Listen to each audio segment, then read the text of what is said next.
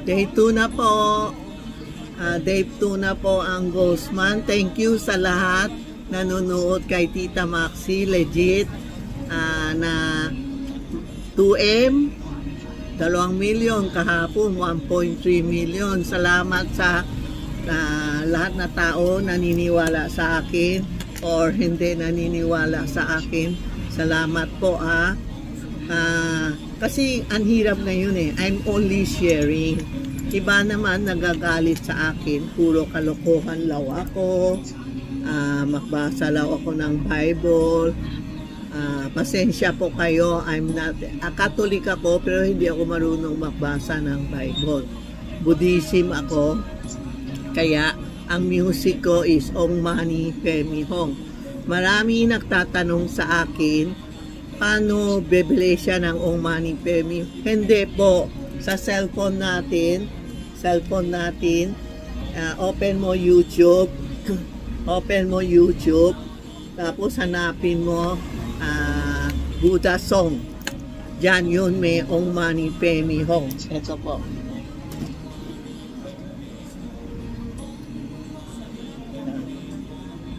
Yan mga Om Mani Padme Hum yan. No? Pagbahay nyo medyo hindi maganda o keychain nyo may nakita hindi maganda, meron dyan, i-open mo yung cellphone mo o laptop mo, full day Om Mani Padme Hum, Om Mani Padme Hum. Tapos sasabihin mo, itong dasal bibigay ko sa mga kasama ko dito ganon. Gaganda ang buhay niyo kasi pag nadinig niya Om Mani Padme Hum, masaya din sila, magtutulong sila sa iyo, no? Kaya, pag naniniwala kayo, gawin nyo. Pag hindi naniniwala, huwag kayo magalit, huwag mo i-text sa yung ko na ano, hindi kami sasagot sa iyo. Sorry po. Thank you ako ng thank you sa mga naiinggit sa amin, naloloko sa amin, legit kami, no? Iba naman, nagsasabi na, kasi Feng Shui is a guide lang. Yung Ghostman is a guide lang. Kung gagawin nyo. Parang si May nagtanong, gusto niya mag-sign of contract. Sabi ko, mag-sign kayo ng contract, okay. Kasi minsan, good ka na, good luck. Tapos nag-sign ka ng contract sa Ghostman, parang hindi maganda, may nako-contract sa'yo, may nakaharang. Halimbawa, meron law bubong, hindi pa ginawa. Bakit hindi niyo ginawa ngayon na Ghostman kayo gagawa? Bahala kayo. Kung kailan kayo gusto magawa. Basta I'm only a guide na pag repair ka ng bubong. Kasi minsan bubong nandyan siya sa bubong Tapos nak-repair ka, tinamaan mo siya. Kayo ang may sakit, kayo ang may problema. Bakit iniiwas natin sa Ghostman? Kasi lahat lumabas na. Hindi mo, halimbawa, magsi-CR ka. Sasabihin mo, tabi-tabi lang kayo mag-iihi lang ako. Ganon. O kaya CR, bubukas mo ng whole night na ilaw. Kasi CR, marami pumapasok ng ganon. Andyan sila minsan, tapos magsi-CR ka, tatamaan mo siya. Kaya ang during Ghostman, ang CR ko, open ko full night. Para hindi madilim, hindi siya guguluhin. Then yun Om Mani Padme Hum, araw-araw bukas mo, padinig mo sa kanya. Paggabi, sasabihin mo, itong dasal ngayon to, bibigay natin sa bahay ng mga friend natin. Yan po Tapos iba magbubukas ng business. Pwede kayong magbukas, pero pag good luck ka na, tapos bubukas ka sa Ghostman, may gugulo sa'yo. Yung good luck mo, magiging bad luck. No? Bahala na kayo, huwag mo tanungin ako kasi pag sinabi ko hindi, ay gusto mo din. Ano magawa ko, no? No consultation fee. Hindi ako naniningil ng pera po, puro free, marami nagtatanong. Meron isang problema ganun. Pag bibili kayo, 5 kayo pumasok. Sample 5 kayo pumasok. 2 bumili, 3 nakatayo dyan. Tapos nakokontra sila.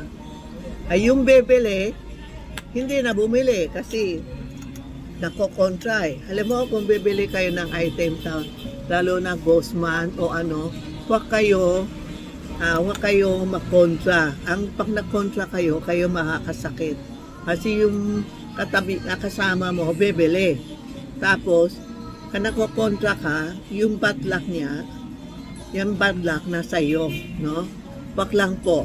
Kung may bumibili ng tao o kung may nakaalay sila, tabi-tabi lang tayo, ha?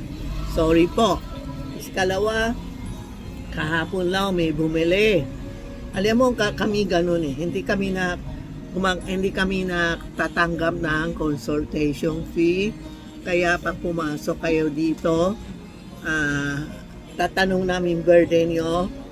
Pag bumili na kayo, susulat namin birthday mo. O ano-ano, hindi ba? Marami, halimbawa, if you are water, bibigay ko ganun papel na water, susulat namin. Meron isa na complaint, bakit hindi binigay ng tindera namin, si Inday o si Rena, na papel kasi hindi law siya bumili.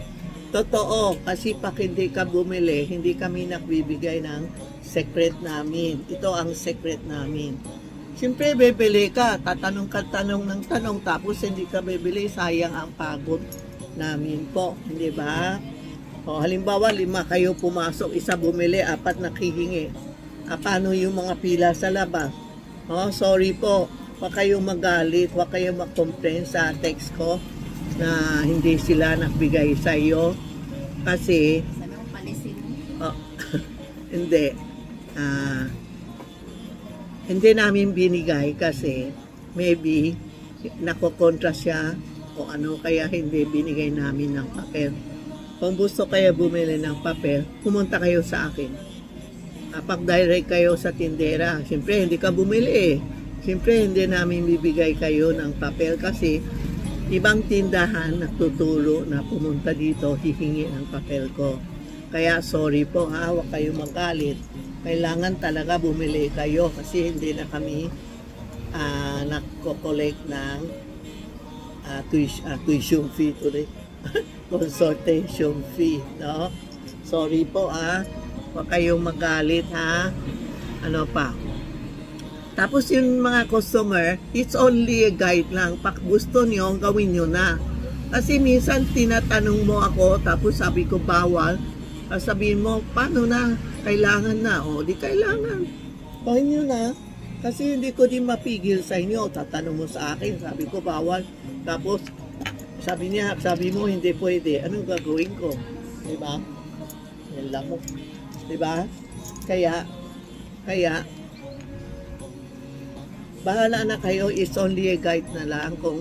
Kung naniniwala kayo, gawin nyo ha. Happy birthday sa lahat ngayon. Na maraming birthday ngayon eh. Pwede kayo bumili ng pansit, pwede kayo kumain ng pansit, cake, lahat.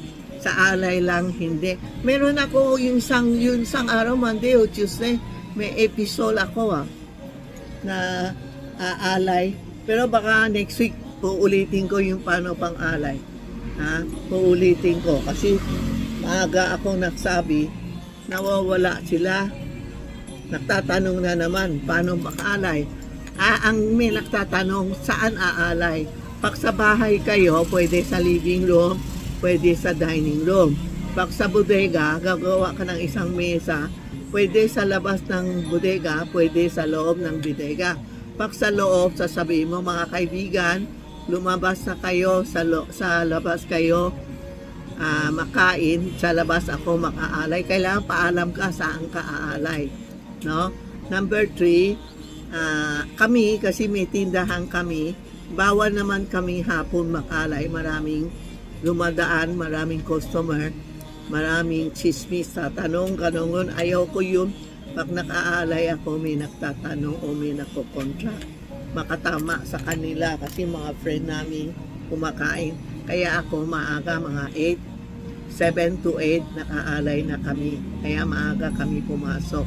No? Depende sa iyo ang alay. The best is after pakain 1 o'clock or 2 o'clock. Hanggang 5 lang, 4 to 5 lang po, ha? Yan. Kung kailan ang 9 September 6, yan ang the best makalay. Lahat na spirit, ghost, dyan lumalabas, kumakain talaga.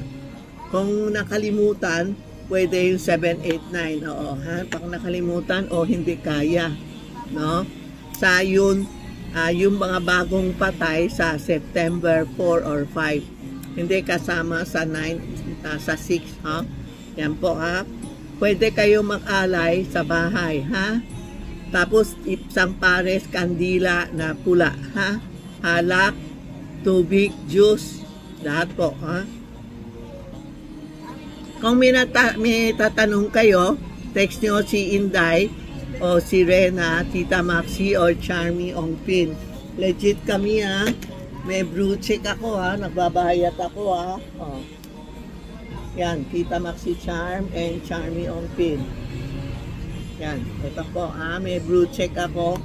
Nagbabayad ako every month, no? Legit kami, wag kayo. Kung bibili kayo, titingnan nyo mo Tita Maxi Charm o Charmy Ongpin. Wag kayo magtingin ng Lucky Charm, ano-ano, hindi sa akin yun, ha? Pasensya na kayo, ha? Pag na-scam kayo, wag mo kasali ako sa scam nyo, ha? Hindi ako kasali sa Ghostman, tahimik ako, nagdadasal ako. Thank you po. Thank you sa lahat na subscribe, na live sa akin, nanonood sa amin. Milyon na customer ko. Salamat sa patitiwala sa akin. Thank you po.